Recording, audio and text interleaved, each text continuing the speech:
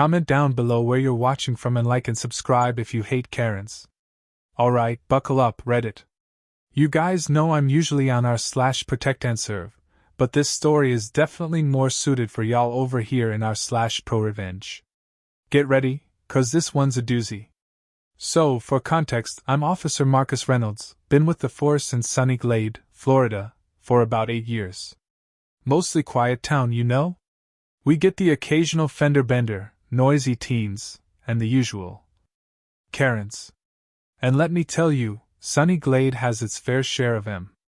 This particular incident happened about 2 months ago, on a Saturday. I was off duty, trying to enjoy my weekend. I was finally getting around to cleaning out my garage, a monumental task I'd been putting off for, about 6 months. Tools scattered everywhere, old sports equipment, boxes of who knows what, a real disaster zone. I had the garage door open, blasting some old school earth, wind and fire to keep me motivated. I was in the middle of wrestling with a tangled fishing net when I heard it. The dreaded, unmistakable sound of a Karen approaching. Excuse me, officer. I sighed, straightened up, and turned to see her. Picture this. Perfectly coiffed blonde hair, designer sunglasses perched on her nose, decked out in a lime green tennis outfit that probably cost more than my entire toolbox. This was Karen, capital K. Let's call her Brenda. Yes, ma'am? Can I help you with something? I asked, trying to keep the irritation out of my voice. Yes. I was just driving by, and I saw you, she said, her voice dripping with suspicion. And I thought, that's strange. Why is a police officer at that house? She gestured vaguely at my humble abode. My perfectly normal, suburban house. I raised an eyebrow. Ma'am, I live here. But you're in uniform, she exclaimed, pointing at my police academy t-shirt and gym shorts. Listen, it's Florida. Who are you to judge my choice of attire? It's a t-shirt, ma'am. And it's Saturday. I'm off duty. She narrowed her eyes, unconvinced. Well, it just doesn't look right.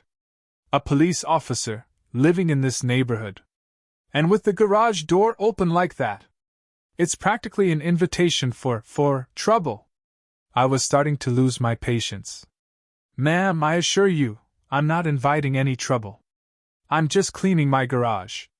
Well, I don't like it, she huffed. It's unsettling. I'm calling the police. I stared at her, dumbfounded. Ma'am, I am the police. She pulled out her phone, a late model iPhone, and started tapping away furiously. I'm calling 911. I want to report a suspicious person impersonating a police officer. I kid you not, Reddit.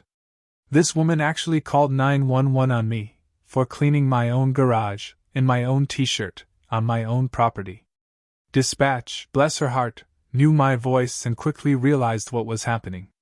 She tried to explain to Brenda that I was, in fact, a legitimate officer and that she was wasting emergency services time. But Brenda wouldn't listen. She demanded that a supervisor be sent out to investigate. Now I could have just shut the garage door, gone inside, and ignored her. But something about her entitled attitude just rubbed me the wrong way. So, I decided to play along. I stood there, arms crossed, as a patrol car pulled up a few minutes later. Out stepped Sergeant Miller, my direct supervisor. He took one look at me, then at Brenda, and then back at me, his face a mask of barely suppressed laughter.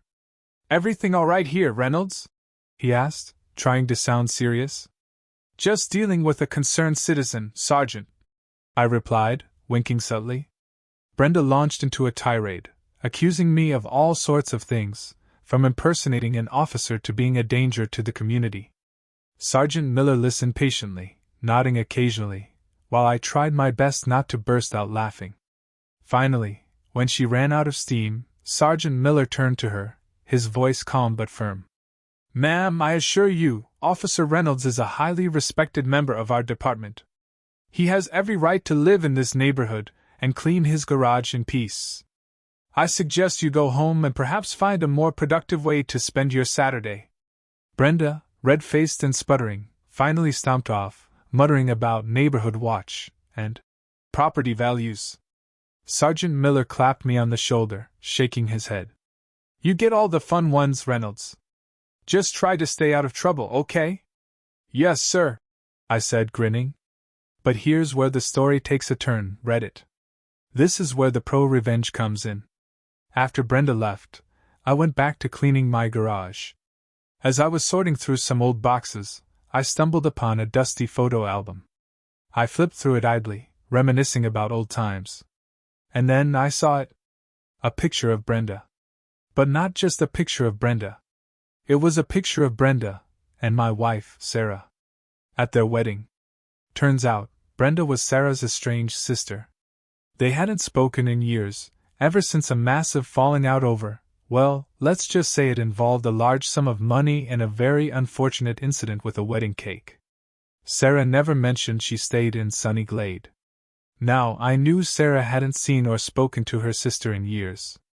I also knew that Sarah absolutely hated when people messed with me. An idea started to form in my mind. A beautiful, vengeful idea. That evening, after the kids were in bed, I told Sarah the whole story, showing her the photo. Her eyes widened in disbelief, then narrowed with a familiar spark of righteous anger. Oh, she is so going to regret this, Sarah said, a slow smile spreading across her face. The next day, Sarah, accidentally, ran into Brenda at the local grocery store. She feigned surprise, then pretended to be overjoyed at the unexpected reunion. She gushed about how much she missed her sister, how she'd been thinking about her constantly, how she just wanted to put the past behind them. Brenda, initially wary, seemed to soften under Sarah's charm. After all, who could resist Sarah's infectious enthusiasm? They exchanged numbers, made plans to catch up over coffee. Over the next few weeks, Sarah slowly but surely wormed her way back into Brenda's life. She listened patiently to Brenda's complaints about her boring husband, her bratty kids, her McMansion that was just too much to handle. She offered advice, sympathy, and the occasional well-timed compliment. And then the hammer dropped. One afternoon, while helping Brenda organize her closet, Sarah discovered a hidden stash of financial documents. Documents that revealed Brenda had been embezzling money from her husband's business for years. Significant money. Enough to land her in serious trouble. Sarah, of course, feigned shock and concern. She urged Brenda to come clean, to confess her sins, to seek forgiveness. Brenda, panicked and desperate, begged Sarah not to tell anyone. Sarah, with a perfectly straight face, agreed. On one condition. Brenda had to publicly apologize to me. And not just a mumbled, half-hearted apology. A full-blown, groveling, public apology. In front of the entire neighborhood. So, the following Saturday, Brenda stood on my front lawn, in front of a small crowd of bewildered neighbors, and read from a prepared statement. She apologized profusely for her rude and disrespectful behavior. She admitted that she had acted rashly and unfairly. She acknowledged that I was a valuable member of the community and a credit to the police force. It was glorious, Reddit. Absolutely glorious. Afterwards, Sarah patted Brenda on the back, gave her a hug, and promised to keep her secret safe. Brenda, still trembling, thanked her profusely and hurried away. Later that evening, Sarah handed me a glass of wine and said, "Well, that was fun. But I think it's time Brenda learned a little lesson about honesty." The next morning, an anonymous tip was sent to the IRS, detailing Brenda's financial irregularities. I never found out who it came from. Wink wink asterisk. A few weeks later, Brenda's husband filed for divorce, citing irreconcilable differences and financial mismanagement. Brenda lost her house, her car, and most of her savings. Karma, as they say, is a dish best served cold. TLDR, Karen called 911 on me for cleaning my garage while off duty. Turns out, she was my wife's estranged sister. My wife got back into her life, discovered she was embezzling money, and forced her to publicly apologize to me before turning her in to the IRS. Justice served. Update, September 27, 2024, 14:37 Eastern Standard Time. Just got word that Brenda is moving out of Sunny Glade. Apparently, she's moving back in with her parents, in a different state. I guess some people just can't handle a little dose of karma. Stay safe out there, Reddit. And remember, don't mess with a cop's wife. Especially when she has a knack for revenge.